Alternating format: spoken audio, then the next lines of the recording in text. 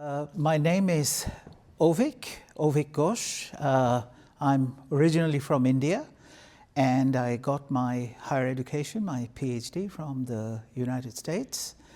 And then in 1996, I moved to the University of Tromsø, where I've stayed ever since. I would say that I'm proud of the molecules that I've made, both for those that have turned out to be useful, especially for their potential as drugs against cancer, but also of molecules that are simply fun because they are a certain color or move in a certain way, and that advance our fundamental knowledge about molecules. When I apply for grants, the goal, of course, is to make something that is useful for society, and the major goal is that that some of our molecules will prove effective against cancer and some other diseases like drug-resistant microbes, skin diseases, and so on.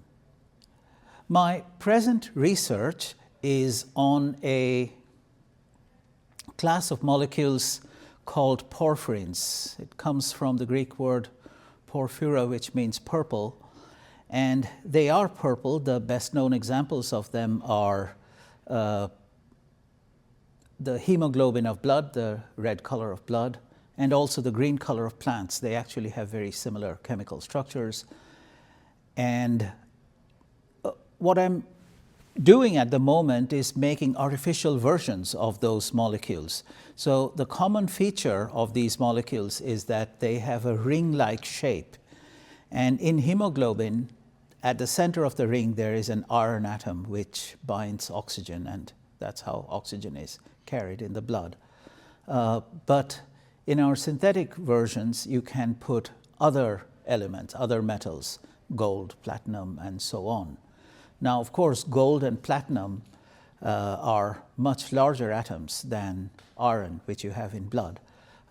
So putting them in is quite tricky. So initially, we made those molecules simply as a challenge. Could you simply do something that was a misfit?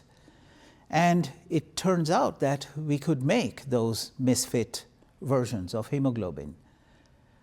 What was even better is that these misfits turn out to be very useful, and they are useful against cancer cells, against certain types of microbes, and so on. So I think the late founder of Apple Computers, Steve Jobs, once said that misfits are the people who drive the world. I'm not sure I would describe myself as completely a misfit, but at least these misfit molecules seem to have a lot of potential.